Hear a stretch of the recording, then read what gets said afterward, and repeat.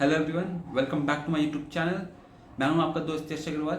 And आप लोगों में से काफ़ी लोगों ने पूछा था कि मॉक पेपर्स कैसे देने चाहिए, मॉक पेपर्स को कैसे एनालाइज करें, एंड कि मॉक पेपर्स में मार्क्स नहीं आ रहे एंड उनको डीमोटिवेटेड फील हो रहे। तो आज की इस वीडियो में हम ये देखेंगे कि आप कैसे मॉक पेपर्स को एनालाइज कर सकते हैं, क्या स्ट्रेटेजी फॉलो करनी चाहिए by solving mock papers, and कैसे आप भी मार्क्स लेके आ सकते हैं। तो आइए वीडियो को शुरू करते हैं। एंड वीडियो शुरू करने से पहले चैनल को सब्सक्राइब कर दीजिए, वीडियो को लाइक कर दीजिएगा एंड लेट्स बिगिन। तो ये जो टेस्ट सीरीज़ है ये मैंने एक्मा एकेडमी से ली थी। एंड जैसे कि आप देख सकते हो इसमें काफ़ी सारे टेस्ट थे। जैसे अगर मैं स्क्रॉल करूँ तो आप देखोगे तो बहुत सारे टेस्ट सीरीज थे, अराउंड 30-40 टेस्ट तो इसमें थे ही। एंड एक और बैच थी जो मैंने ली थी साथ में, उसमें भी अराउंड इतने ही थे। तो ये काफ़ी सारे टेस्ट थे जो मैंने सॉल्व की थी। एंड जैसे कि मान लीजिए ये टेस्ट सीरीज़ है, तो इसमें जैसे आपको दिखा देगा आपका स्कोर क्या था, आपने कितना टाइम लिया था।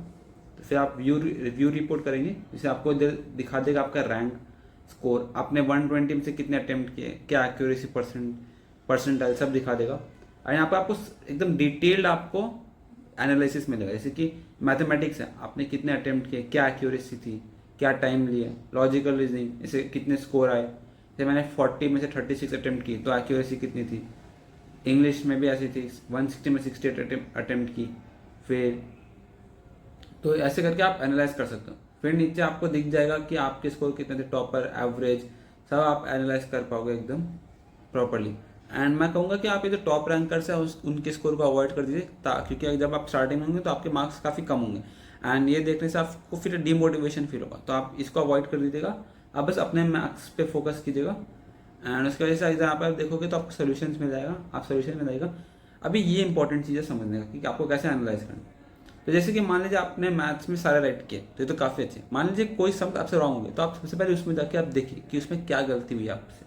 एंड मान लीजिए जैसे कि आपने 3-4 कंपोनेंट्स खत्म कर ली तो आप देखिए कि ये जो क्वेश्चन है ये उस कंपोनेंट में आती है कि नहीं। जैसे कि how many points of the function is not differentiable, जैसे कैलकुलस की है तो क्या आपने कैलकुलस कर लिया। अगर आपने कैलकुलस कर लिया तो आपसे क्वेश्चन क्यों सॉल्व नहीं, आपको ये एनालाइज करना पड़ेगा एंड आपको ये नोट करना पड़ेगा कि ये क्वेश्चन आपसे सॉल्व नहीं हुए। एंड आपको इस पर टाइम देना पड़ेगा, क्योंकि जब आप टेस्ट सीरीज देते हो तो आपके पास कम टाइम होता है एक क्वेश्चन पे देने का। जैसे आपके पास 70 मिनट्स मिलेंगे आपको मैथ्स के लिए एंड आपको सॉल्व करने 50 क्वेश्चन, तो आप समझ लें आपके पास अराउंड 1 मिनट है पर क्वेश्चन।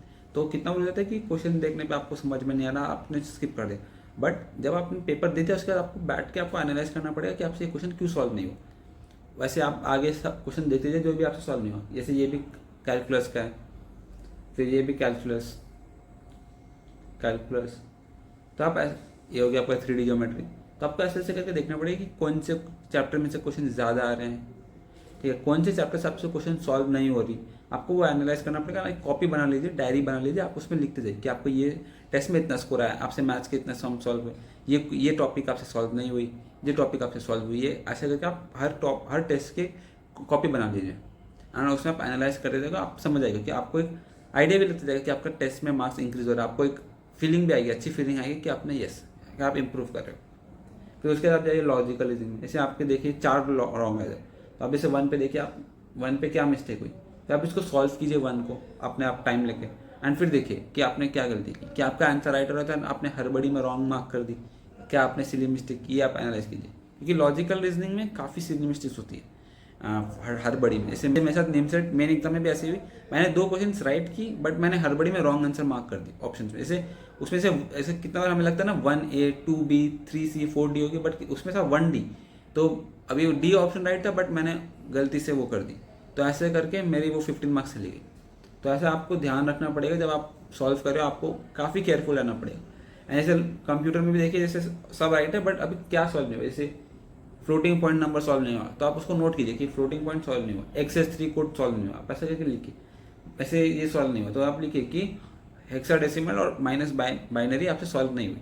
तो आप ऐसे करके सॉल्व लिखते जाइए ना, आपको आइडिया लगता जाएगा कि आपसे क्या सॉल्व हो रही है क्या सॉल्व नहीं हो रही। उसके बाद जैसे दूसरा पेपर, जैसे दूसरा पेपर मैंने कौन सा दी थी, जैसे दूसरा पेपर ये था, इसमें इसमें 422 है। इसमें भी आपको दिख जाएंगे रैंक, कितने अटेम्प्ट किए, क्या एक्यूरेसी परसेंटाइल सब दिख जाएगी। फिर आप जाइए सोल्यूशंस पे। अब जैसे मैथ्स में देखिए 3 सम रॉन्ग है तो आप उसमें जाइए एंड आप देखिए कि ये वेक्टर्स का सम है। एंड अभी आप पेन पेपर लेके सॉल्व करना स्टार्ट कीजिए एंड आप देखिए कि आपसे क्या मिस्टेक हुई, क्या सीधे मिस्टेक हुई, क्या आपका गलत आंसर है। एंड अगर आप नहीं मिल रहा तो आप सोल्यूशन देख लीजिए, इधर जैसे व्यू सोल्यूशन करके ऑप्शन भी आता है, तो आप इसमें सोल्यूशन देख लीजिए कि आपका क्या सोल्यूशन है। वैसे करके आप तीनों सम देखिए पहले कि आपका क्या मिस्टेक हुआ। उसके बाद जो सोल्यूशन आपसे सॉल्व नहीं हो उसको एनालाइज कीजिए, वो देखिए कि आपसे वो क्यों सॉल्व नहीं हुआ, क्या मिस्टेक हुई आपसे। ऐसे ऐसे करके आप जब more and more test series देंगे तो आपको आइडिया लग जाएगा कि कौन से टॉपिक्स के सम आपके सॉल्व नहीं हो रहे एंड कौन से टॉपिक्स पे आपको फोकस करना चाहिए। तो ऐसे करके आप टेस्ट सीरीज को एनालाइज करना स्टार्ट कीजिए, फिर आप लॉजिकल रीजनिंग में भी जा सकते हैं।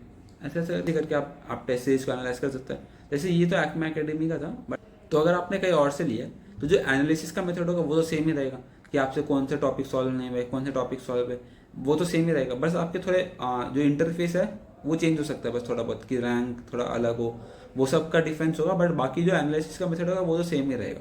ठीक है, तो जो स्ट्रैटेजी जो मैंने फॉलो की थी, जो आप भी फॉलो कर सकते हो to solve the mock test series and the main paper is कि जो मैथ्स हैं वो आप 50 क्वेश्चन होती हैं, तो आप वो 50 क्वेश्चन को गो थ्रू कर लीजिए एंड रफ शीट में 3 कॉलम बना लीजिए, first attempt, second attempt and not to be attempted. And हर क्वेश्चन को देखिए कि वो कौन से कैटेगरी में आएगा।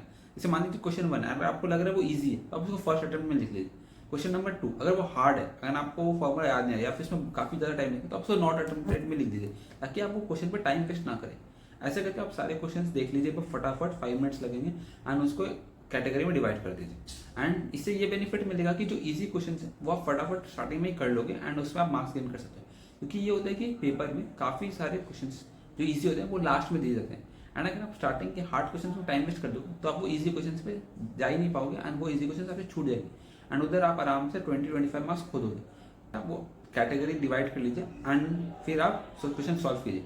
आपकी 2-3 टेस्ट सीरीज में आप ये स्ट्रेटजी फॉलो कीजिए ना, आप देखिए आपके आप सॉल्व हो पा रहा है कि नहीं। एंड जो लॉजिकल रीजनिंग है वो आप स्टार्टिंग से करते जाइए, 40 क्वेश्चन जो मिलेंगे उसको फटाफट देखते जाइएगा एंड जो क्वेश्चन थोड़ा हार्ड है या फिर थोड़ा मुश्किल लग रहा है उसको स्किप मार दीजिए एंड इजी क्वेश्चन फटाफट करते जाइए। एंड जो इंग्लिश एंड कंप्यूटर है उसमें 20 मिनट्स एनफ होती है मोस्टली, आप आराम से कर लोगे। तो ये था आज का वीडियो।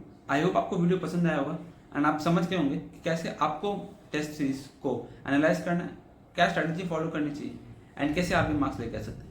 वीडियो पसंद आई होगी तो वीडियो को लाइक कर दीजिए, चैनल को सब्सक्राइब कर दीजिएगा एंड मिलते हैं next video. Till then take care.